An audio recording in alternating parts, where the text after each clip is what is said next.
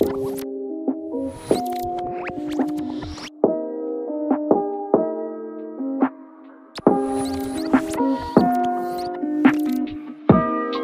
sa mga European country ay mahigpit na ipinagbabawal ang 15 horsepower para sa isang maliit na makina, ibahin mo dito sa Southeast Asia. Dahil dito sa tinaguriang bansa ng mga kamote ay pupwede ito at hinigitan pa nga ng 19 horsepower sa fuel injected na makina. Isabay mo pa ang mga mala Superman na hinete nito na walang helmet. Ito ang Raider R150, also known as the Underbone Kamote King sa bansa, na sumibak sa lahat ng mga underbone mula noon at sa mga darating pang underbone ay wala na pong magbabago dito, kulay na lang.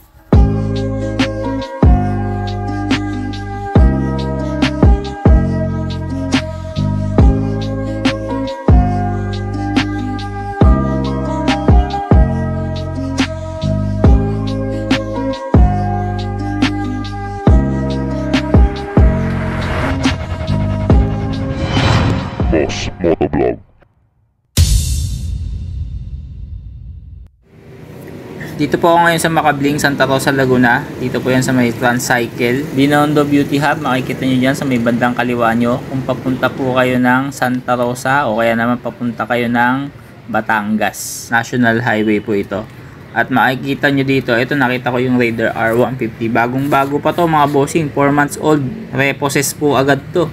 Siguro na overwhelm yung may-ari, hindi kinayang hulugan. O kaya naman sobrang lakas, no? Hindi natin alam. So ganun pa man, may mga ano na to, quotations na to, sipatin lang natin kung okay pa yung unit. Sa tingin ko okay naman siya, wala naman siyang tama. Ayan, tingnan natin yung mga edges kung may gas-gas. Okay din yung preno, matigas pa. At yung susian, medyo talagang kitang-kita mo na ginamit talaga.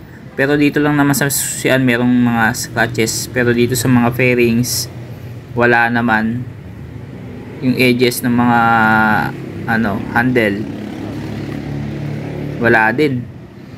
So down payment lang tayo dito ng 3,000. Ganun yung gulong, maganda po. Sa paunahan na lang po tayo dito mga bossing. Bagong kulay ng jackal green with touch of orange. So yan, okay pa. Puntahan nyo na lang po dito sa may Transcycle, Makabling, Santa Rosa, Laguna. 3,000 po ang down payment nito. Siguro maghuhulugan ka dito ng 6,200. May rebate pa na 200 pag updated kayo. Kung 2 years po ang inyong kukunin. At bago natin ituloy ang video ay inaanyayahan ko kayong mag-like, share, and subscribe sa ating YouTube channel at paki-like na rin po ang ating Facebook page.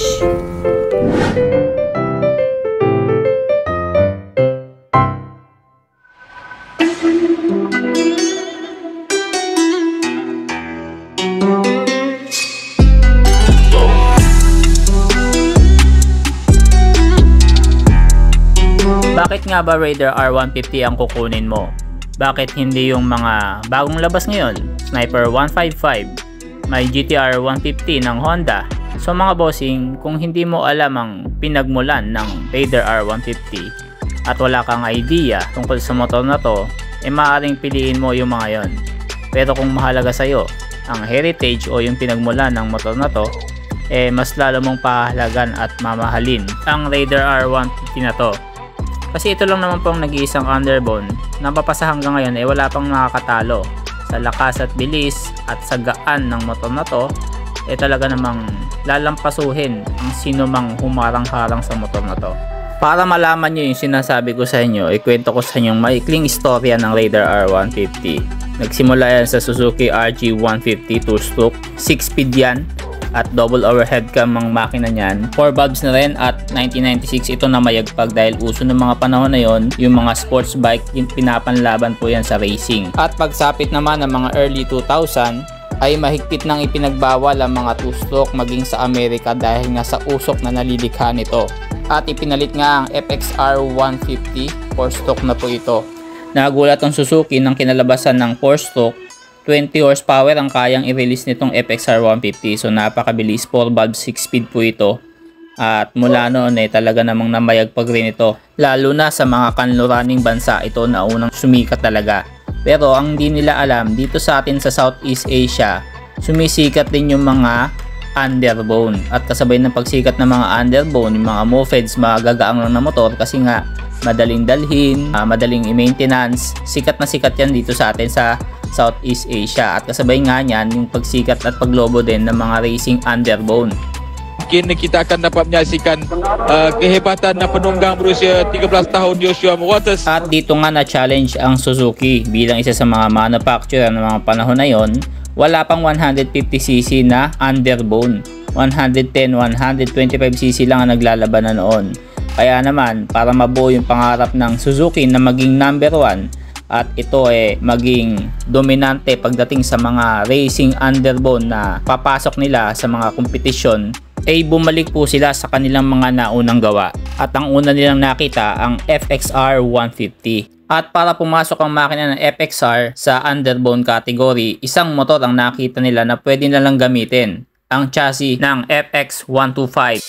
Oil cooled dito, double overhead cam at kaya ng sumipa ng 13.3 horsepower, 5 speed at 4 valves ang makina nito. Kaya naman kung titingnan mo sa may bandang ibaba ang makina ay halos kaparehas lang din ng makina ngayon ng Raider R150. Ito ang naging susi ng Suzuki para kunin at i-improve palalo yung chassis nito at ipasok sa 150cc. To cut the long story short, nagsimula siya sa RG150 na 2-stroke, papunta naman po sa 4-stroke na FXR 150 at kunin ang chassis ng FX125 para mabuo ang isang halimaw na mapa. Hanggang ngayon ay nag-iisa pa rin, 2 dekada na pong nakakaraan. First generation yan 2003 sa Malaysia unang nailabas at 2004 naman dito sa atin sa Pilipinas. Oo, siguro hindi nga ganun kabilis ito kung ikukumpara sa mga big bike o kung galing ka sa mga matataas na sisi ng motorsiklo na nauuso ngayon. Pero kung inabot mo ang henerasyon ng mga underbone kung saan ito ay naging dominante noon, ay masasabi mong ito na nga ang nag-alis sa'yo sa normal na riding experience mo at nagbigay ng extra bilis, lakas at matatag na mapagkakatiwala ang makina ng Raider R150. Tunog pa lang ng tambucho mo, alam mo, Raider R150 yung parating sa'yo. Habang ang ibang mga underbone ay nagpapa-upgrade ng kanilang mga tambucho, dito sa Raider R150 ay hindi mo kailangan at hindi ka mahuhuli dito. At alam nyo ba itong Raider R150 carb type na to, binabaan pa po ang tono ng karburador nito kasi nga sobrang lakas nito na umaabot ng 20 horsepower ang original na makina nito. Pero dahil nga para makapasok sa category ng racing underbone, kailangan nilang babaan pa tono ng carburetor nito. Ganon kalupit ang motor na ito. At talaga namang may pagmamalaki mo sa mga tropa mo na itong carburetor type, ito pa yung mas malapit, yung pinakamalapit sa naunang version ng Raider R150. At madali ding i-maintenance ang motor na to dahil yung mga pyesa na ito aftermarket, nagkalat na po yan kung saan saan sa marketplace. At kung ikaw naman ay nasa remote areas o yung mga lugar na liblib, nasa bundok ka, hindi ka mahihirapang magpaayos nito dahil carburetor lang naman, napakadaling i-maintenance mga bossing. Screw lang ang katapat nito, i-adjust mo lang ng konti yan, ay sigurado iwan kaluluwa sino mang sasabay sa motor na to. Ibibigay nito sa iyo ang ligaya at sarap ng pagmamaneho ng isang Raider R150, dala-dala ang history at legasiya ng pagiging Kamote King. Ito lang naman nag-iisang underbone na tinawag na Hyper kasi nga ito yung sumibak sa lahat ng mga underbone at kahit yung mga small big bikes ay kayang sibakin nito. Ito yung mga kataga ng mga taong nasibak ng Raider R150 na to. At napahanggang ngayon ay hindi nila yung matanggap kaya tinawag na lang nila silang kamote. Pero so tutusin, Hyper underbone po kung tatawagin ng motor na ito dahil nga napakagaan pero 150cc at kayang sumipa ng 15 horsepower. Imagine 15 horsepower para sa 150cc, hindi pinapayagan niya sa European country. Pero dito sa atin, sa bansa na kung saan malaya tayo, malaya din tayo nagagawa ang gusto natin para sa isang motorsiklo. Ang iba pa nga dyan, sa sobrang kalayaan, feeling Superman habang nagmamaneho at yung iba hindi pa nagsusuot ng helmet. Ganyan kalupit. Kaya kung ikaw ay isang owner ng Raider R150, mapad first generation man yan, second generation o yung FI man yan, wag mong ibenta. Ingatan mo At iyan ang pinaka trophy mo sa pagiging kamote. Malalaki na kayo mga bossing. Alam nyo na ibig ko sabihin. Mag-ingat kayo palagi. Lahat ng owner ng Raider R150. God bless.